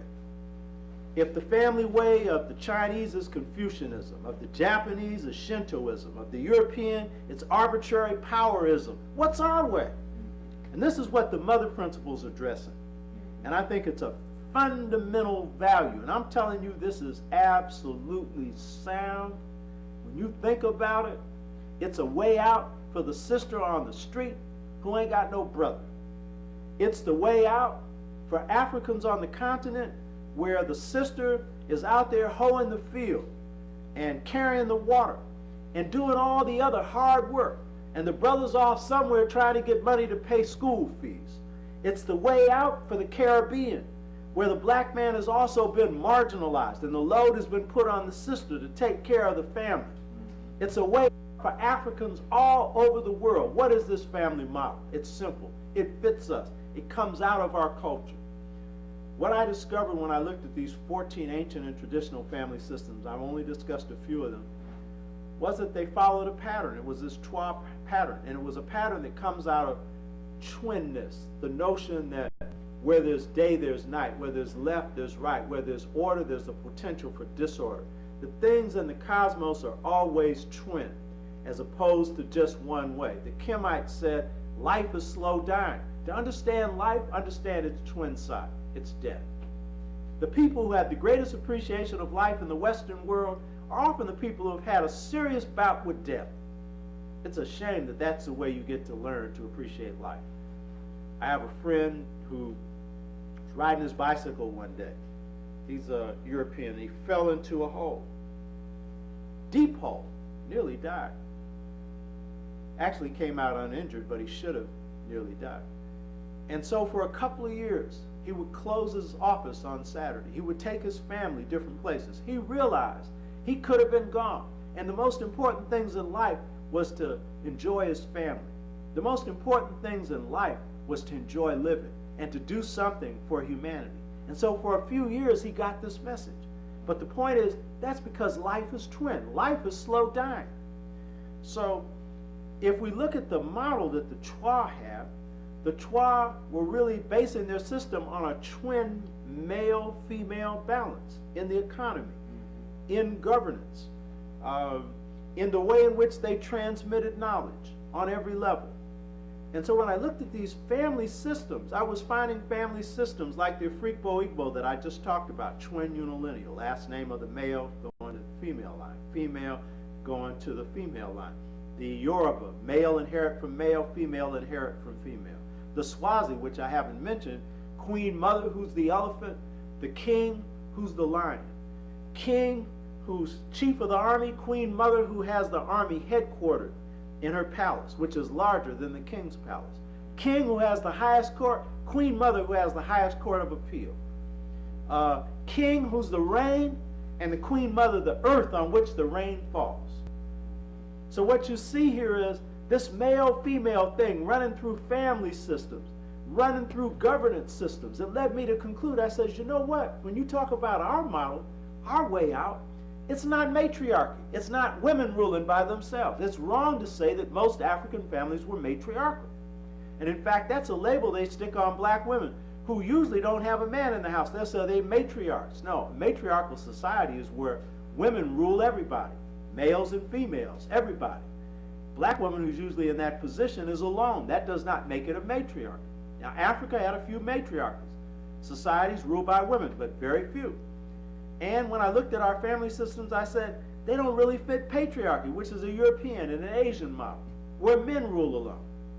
And I said, matrilineal doesn't really describe what's going on either, because in many family situations, matrilineal means your last name comes from your mother. In many family situations, the woman keeps her last name, the man keeps his last name, right down to today. That's a common practice in Africa, you know. And then, you know, I thought, well, you know, if you look at the dowry systems in Africa, you have a system where someone gives up some wealth when they marry. In Asia, it's always the weaker party. In Europe, it's always the weaker party. It's the female's family. They give up dowry. That's why in China, they kill female children. Also in India, that's why they kill female children. If you got 5 girls, you ain't got enough money to give up for marrying all those 5. So instead, at birth, they practice infanticide, you know. But in Africa, I found this, and Diop was wrong on this, because Diop said the inferior party, the one joining the marriage, in other words, in Europe, the female who's joining the man's family, whose last name will be given to the children, her family gives dowry. But I found in every African family system I've studied, and I've studied many more since this book, in every one, the man's family paid dowry. And in 1 or 2, men and women paid dowry. But in most cases, it was the man, because, again, the twin principle was being confirmed, that the man's family was affirming the centrality of the woman as the life giver. The masculine was affirming the centrality of the feminine. So it was a balance going on. And also, if the last name came from the male, they were guaranteeing that if a divorce took place, the children would go to the male's family. Because in Africa, the most important thing in marriage is children. You hear me? And for everybody, it should be children. Love's important, but those children are central. So again, I'm seeing this twin thing. You know, at every point I'm looking at it, this twin thing. And so I realized the African way is not the way of one side, only male ruling, or the other side, only female ruling. It's like Kwame Armah said in his book, 2000 Seasons. He said, the African way is reciprocity. It's balance. And so the term I've used to coin this, more important than the term is what it reflects, is not the matrilineal, the patrilineal, the matriarchy or the patriarchy, but the twin lineal. The African way is the twin lineal way. All that means is your lineage is the line you come from. You don't come from a father line alone or a mother line alone. You come from twin lines, mother and father. Correct. You don't come from a grandfather line alone or grandmother line alone. You come from twin lines, grandmother, grandfather. And if God is he, then God is she. I'm not saying God is. God may just be spirit. But if you're going to personalize and humanize God and make God one sex, you're going to have to make God the other sex. Because life cannot be brought into this world by one sex alone. So twin lineal simply reflects our way. It's our way. It's the way of balance. What does this have to do with us today? If you look at these trois, the trois through this balance of male and female constructed the basis for democracy. They constructed the basis for seeing that in African families, the woman was as important as the man because each one was an equal contributor. In fact, the woman contributed more because in the hunter-gatherer society, you're going to find rough food that you can pick more often than you are going to be able to hunt and capture game. So she was a more stable source of the food supply. But the point is, she was an important source. You don't abuse what's important. You know what I mean? Whereas in Europe, Diop points out in the Northern Cradle, the European woman was useless other than producing children, mainly male children, because they killed a lot of the female children. So the point is that not having a balance was key to one being abused by the other. But this balanced thing that comes out of a balanced worldview guaranteed that, as Diop said, there was in ancient Africa and in Kemet no systematic abuse or misuse of African women.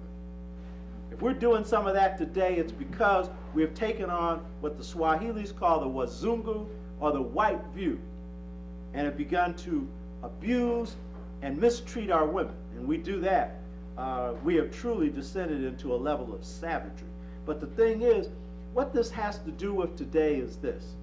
Just as the Chinese are making progress on Confucianism, and the Japanese are making progress on Shintoism, and the Americans and Europeans are making progress on will to powerism, we're only going to make progress when we apply to our lives that system that fits us. And we be a people that don't like hierarchy over us. We be a people that don't like people telling us what to do. We are a people that like to have a say-so in what we do. And given that, the model for our family, the one that can begin to be used to bring males back into the household, is this twin lineal model. You say, how does it work when a sister is running the household? Well, number one, the twin lineal model recognizes that inside the feminine is the masculine. Brothers will tell you when they're being raised by their mothers, and sisters too, that she's both mother and father. So there's an interim period where that's going to happen. It's happening right now, and sister's doing a pretty good job. But what we need to do as brothers is help them out. And we need to be doing our rites of passage duties. You know, we need to be coming in there and being extended fathers for these young boys and these young girls. We don't have to sleep with the ladies to do that, unless they happen to be our sole and only girlfriend. Y'all get the point. Sole and only girlfriend. We need to recreate extended family communities. That doesn't cost any money. That's a question of us embracing our culture and going back to, as the rap artists say, black to the future, where elders were really respected in our community. But key to this is we have really got to see that if the male's going to have any future, the reason why males aren't in the family, that's since 1968, because up to 1968, 75% of our households had a man and woman in it, husband and wife, 75%. It's since 1968 that that's declined to 37%. And that pattern is all over the world, wherever Africans are. And you can write it off, because a lot of sisters say the reason is the black man is lazy. Well, some have become lazy because there's been a couple of generations where there's been no work. But the fact of the matter is, we built this country. You really can't put the label lazy on either one of us. You know what I mean? But the thing is, since the late 60s, you've had a transformation in the economy of this country where industrial work, I was reading the New York Times, that 500,000 jobs went outside the United States, industrial jobs, in just the last couple of months, you know? There was a study done between 1976 and 1982, and it showed that 720,000 black men lost their jobs between that time. And that same study showed that 720,000 black men were out of the household. There is a direct relationship between the man having a job and him being in the house. Because this is a society that says that if you cannot produce economically, you're not a man. And unfortunately, a lot of sisters believe it, and certainly a lot of brothers do. The fact is, if you want the man back into the house, we got to make him employable. And yeah, he needs skills. He needs to get back in school, all these things. But a key thing is, if there's no place where he can see an economic future for himself, he doesn't have much incentive to do that. And so one of the things we've got to see is this family unit coming from the Twa, spreading throughout Africa, and this is true of family units all over the world, is the first economic unit in a society. And the twin lineal model simply says that we've got to see the family unit as a love unit, as we do, but as an economic unit. And so we've got to start pooling money. Extended families. An extended family ain't just blood kin, it's friends, you know, and beginning to pool that money to build businesses in our community. Some of the rap artists are doing it.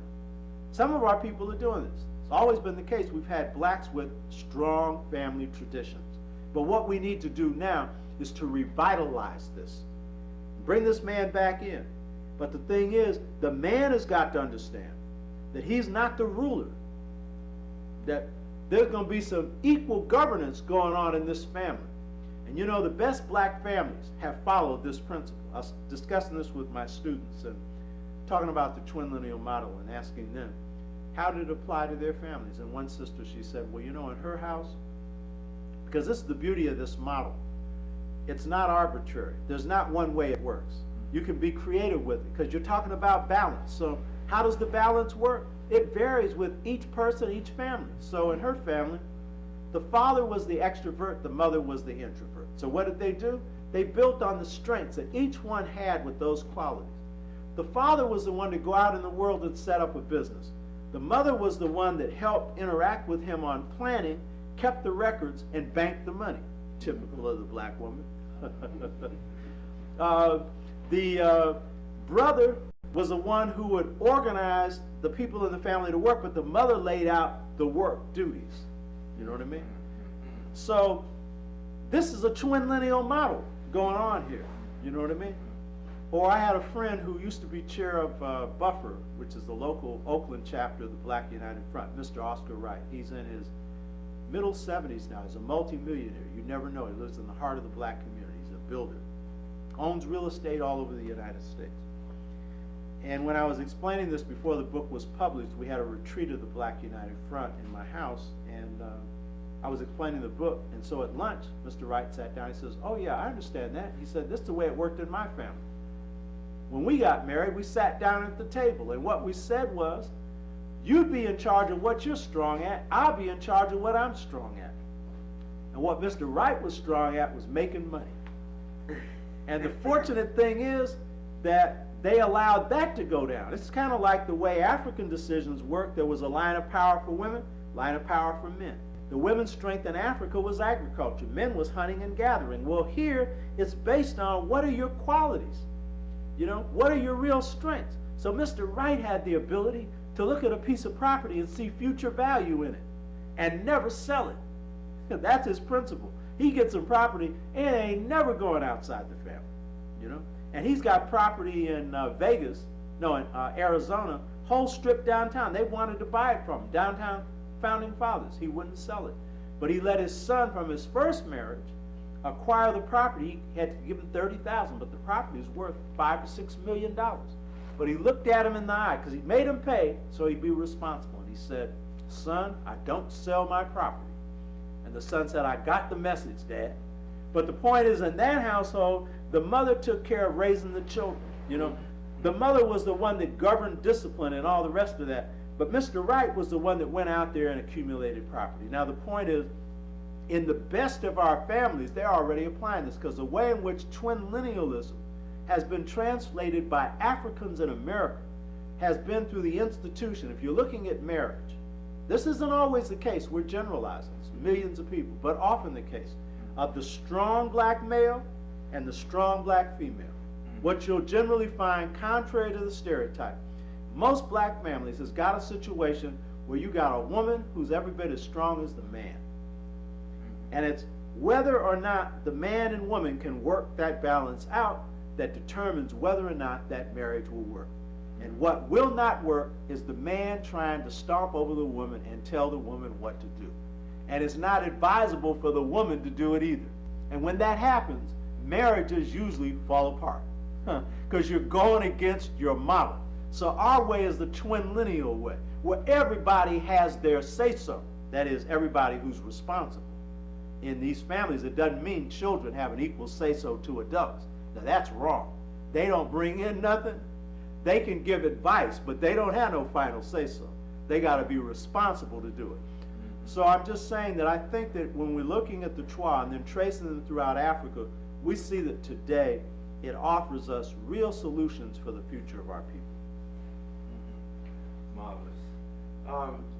I would, there's several questions I want to ask you, but since we're on the Twa, I want to look at the Dogon, but I want to finish the Twa up and then go to the Dogon. How did the Egyptians look at and interrelate with the Twa?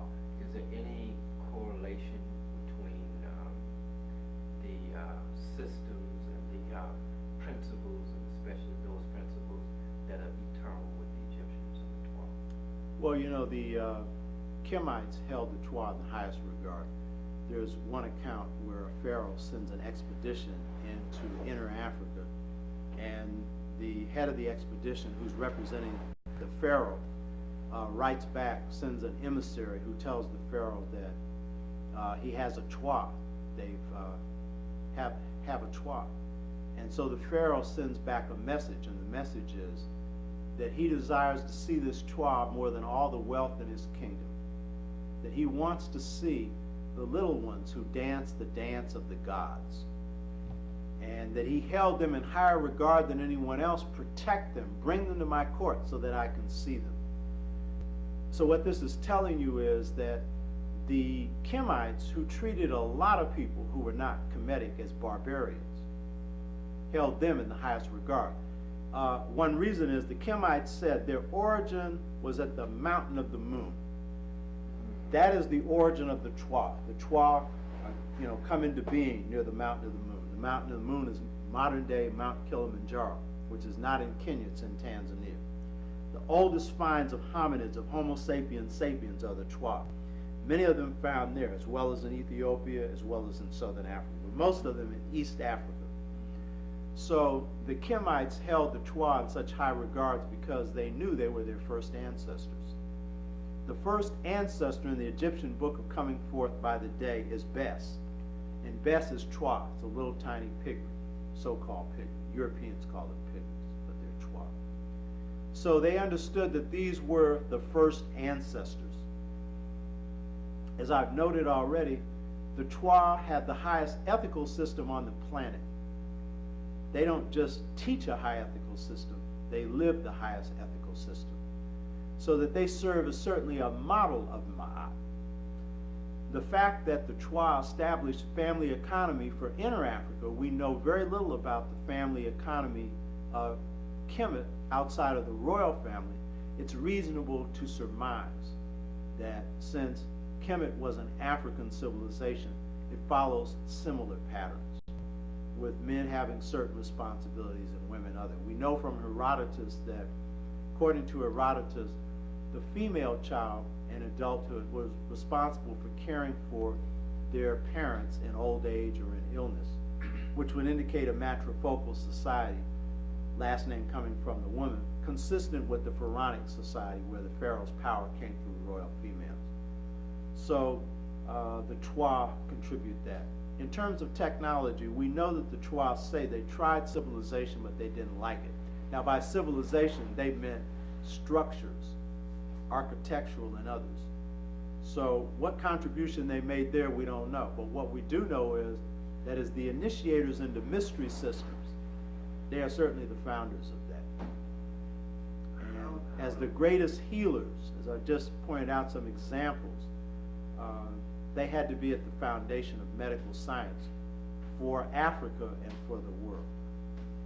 Now, when you say they are initiators into the mystery system, what are we talking about, and how do we know that they are the initiators into the mystery system? Well, I've just given you the examples, and this, I can cite books, but the Europeans who have traveled with the Twa, such as Colin Turnbull, Life Among the Pygmies, and others, they usually only see the surface. Every now and then they may see a little bit more. But the examples I give of the initiation of the greatest healer in Ghana by Twa, the healers in Indonesia, the Philippines by the Twa. Healing systems, I mean, if you can heal through telepathy, if you can heal through going through trances, and by the way, there are a number of cases of this in the United States where people have this ability to go into a trance, their spirit diagnoses the illness. There's a guy named Edgar Cayce, who's a European, who had the same talent, cured thousands of people. Western medical science is the only medical science in the world that doesn't combine the spiritual with the material side of medicine. The same is true with their philosophy. The same is true with their science. They don't have a sacred science. They just simply have a despiritualized science. But all the great breakthroughs in science have been made by the scientists who combine technical knowledge with a spiritual experience. Einstein's theory of relativity came from a dream, but he understood quantum physics. But it was the dream that enabled him to bring this whole truth together. The Twa people seem to be the people of the spirits. The Kemites said, the Pharaoh said, he wanted to see these little people who dance the dance of the gods. Telling you that these initiators are the closest to God. Their dance is the dance of the gods. It's almost like being in touch with God because they're the oldest ancestors. Being the oldest ancestors, they're in touch with the greatest wisdom in the world. It's hard for us to buy that now because we associate wisdom with writing, with universities and stuff like that. But all universities start within, the universe within. And so the Twa lay that foundation. Then some of the things that you have mentioned in terms of the Twa being able to communicate through mental telepathy, I'm just trying to get a picture of an ancient people and change the view that Europeans have given us of primitive people, because they would have you believe the primitive people did not have any real wisdom, and they did not have great technology or great insight into the sciences and the arts. I'm just trying to look at what their world was or could have been, in the sense that if you can communicate through mental telepathy, you are so close spiritually to oneness with nature, and if you have oneness with nature, there is no limit to what you can do. Yeah, as I started off by quoting Dr. Abenga when he said Western philosophy and science is based on hypotheses, but African philosophy and culture and science is real and it's accurate. And that's because Africans combined the technical with the spiritual. They understood they were linked. They understood that a blade of grass or a ocean or river of water had spirit in it. had life in it. It's a source of life, but it has spirit in it. And consequently, we were able to do many accurate things in the area of science or architecture because we had technical mastery, but we understood that you wouldn't really understand the truth of an aspect of science unless you also had the spiritual understanding. So an Einstein doesn't get the theory of relativity with his logical mind alone. You need the logical mind, but there has to be some kind of spiritual intervention. That's true of all the breakthroughs in science. They've all had an intuitive basis to it. Einstein's theory of relativity came from a dream, but his conclusion